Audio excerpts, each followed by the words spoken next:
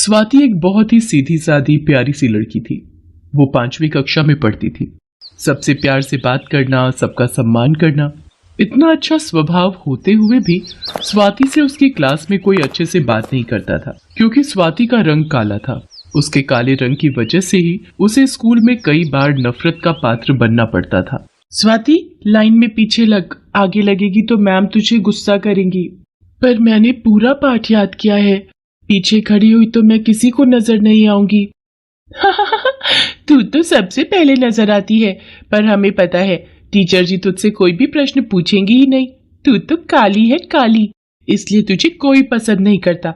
चल जा पीछे खड़ी हो, वरना टीचर जी हमें डांटेंगी। स्वाति के साथ अक्सर ऐसा होता रहता था, जिस कारण वो बहुत दुखी होती थी। उसे स्कूल में होने वाले किसी भी समारोह में सबसे पीछे खड़ा होना पड़ता था। 15 अगस्त आने वाला था और स्कूल के सभी बच्चे 15 अगस्त में स्टेज पर होने वाले कार्यक्रम में भाग ले रहे थे। स्वाति का भी मन था वो 15 अगस्त के समारोह में भाग ले। स्वाति घबराती हुई अपनी टीचर के पास जाती है। मैम, कल जो 15 अगस्त के लिए 15 अगस्त के लिए। अब आगे भी बोलेगी या यूं ही मेरा टाइम खराब करती रहोगी? दिख नहीं रहा मैं कल के समारोह के लिए बच्चों की तैयारी करवा रही हूँ? मैम, कल मुझे भी डांस ग्रुप में भाग लेना है। डांस के बच्चे पूरे हो चुके हैं, अब तुम इस ग्रुप में नहीं आ सकती, सॉरी। और वैसे भी मुझे इस डांस में सुंदर सुंदर लड़कियों को लेना था, तुम इन सबसे बिल्कुल अलग लगोगी। स्वाति उदास मन से अपनी सीट पर जाकर बैठ जाती है। स्वाति घर जाती है और अपनी माँ से सारी बात कहती है। माँ, मैं काली क्यों हूँ? इस काले रंग की वजह से स्कूल में मैं हमेशा पीछे रह जाती हूँ, मेरे से कोई भी बात नहीं करता, और कल 15 अगस्त के लिए मुझे डांस में भी नहीं चुना। माँ, मुझे बिल्कुल भी अच्छा नहीं लगता, सब मेरे को नफरत भरी नजरों से देखते हैं। अरे मेरी गुड़िया रानी, तू इतनी उदास क्यों होती है? तुझे पता है कान्हा जी भी सांवले थे, लोग उन्हें भी काला बोलते थे, पर उन्होंने कभी भी किसी की बात का बुरा नहीं माना। उन्होंने दुनिया के लिए बहुत अच्छे काम किए, इसीलिए तो वे भगवान कहलाए। और जब भगवान को अपने रंग से कभी निराशा नहीं हुई तो तुम क्यों करती हो? तुम्हें इसी रंग को अपना हथियार बनाना चाहिए और हमेशा जीवन में अच्छे काम करने चाहिए। व्यक्ति की पहचान उसके रंग रूप से नहीं होती, उसके अच्छे व्यक्तित्व से होती है।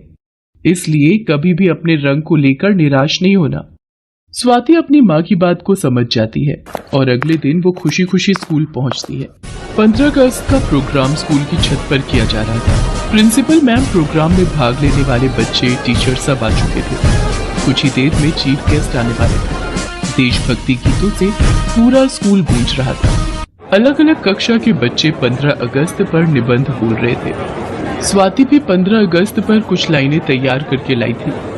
वो स्टेज पर बोलने जाने लगती है, तभी टीचर उसे आवाज देती है। देखो स्वाति, कुछ ही देर में चीफ गेस्ट आने वाले हैं, तुम स्टेज पर नहीं जाओगी। मैं नहीं चाहती तुम्हारी वजह से मेरी पूरी क्लास की बेइज्जती हो, इसलिए चुपचाप वहां जाकर बैठ जाओ।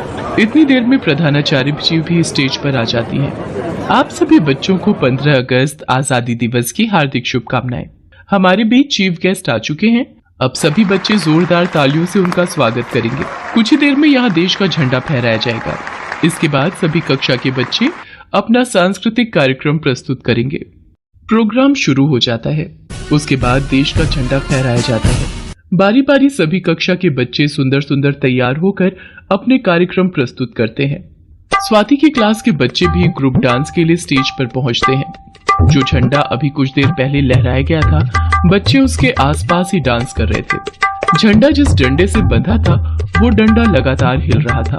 सब लोगों का ध्यान बच्चों के डांस की तरफ था। अचानक स्वाति की नजर गिरते हुए झंडे के डंडे पर पड़ती है। स्वाति दौड़ती हुई स्टेज पर जाती है और उस गिरते हुए झंडे का डंडा पकड़ लेती है। स्वाति को ऐसा करते देख स्पोर्ट टीचर भी स्टेज पर भागता है और स्वाति की मदद करता है। स्वाति के कारण बच्चों को चोट आने से बच जाती है। सब लोग स्वाति के साहस के लिए उसे शाबाशी देते हैं। अगर ऐसे होनहार और साहसी युवा बच्चे इस देश में हों, तो इस देश की तरक्की को कोई नहीं रोक सकता। तुम्हारे कारण आज बच्चों को चोट लगने से बच गई और एक हादसा टल गया। तुमने अपनी जान की परवाह भी नहीं की। आज तुमने देश के झंडे को जमीन पर गिरने से बचा लिया। तुम में इतना साहस कहां से आया बेटा? सर, ये सब मैंने क्लास टीचर प्राची मैम से सीखा है। उन्होंने हमें सिखाया है कि हमें कभी भी अपने देश के झंडे को जमीन पर नहीं गिरने देना चाहिए। भारत देश का झंडा हमारी आन बान और शान का प्रतीक है और इसकी रक्षा करना हमारा कर्तव्य है। मैम कहती हैं कि हमें सदैव दूसरों की मदद करनी चाहिए और मुश्किल वक्त में साहस दिखाना चाहिए। मुझे प्राची मैम की बातें याद थी, इसलिए मैंने वही किया जो उनसे सीखा। Miss Prachi, very good. आपने अपनी कक्षा के बच्चों को बहुत अच्छी शिक्षा दे रखी है। शाबाश स्वाति बेटा। मैं यहाँ पर एक बात के लिए और सावधानी बरतना चाहूंगी। आज के बाद किसी भी समारोह से पहले एक बार सारा प्रबंध मैं अपनी आंखों से चेक करूंगी, ताकि ऐसी अनहोनी से बचा जाए। बाकी इसके लिए स्कूल का स्टाफ भी सावधानी बरते, ऐसी मैं कामना करती हूँ। मैंने स्वाति के साथ कितना बुरा व्यवहार किया, पर आज इसी स्टूडेंट के कारण मेरी सबके बीच वाहवाही हुई है। मैं आज के बाद स्वाति के साथ रंग को लेकर कोई भी भेदभाव नहीं करूंगी। सब लोग मिलकर स्वाति के लिए तालियां बजाते हैं।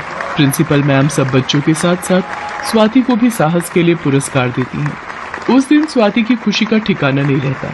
आज उसकी क्लास के सब बच्चे उससे बहुत अच्छे से बात कर रहे थे।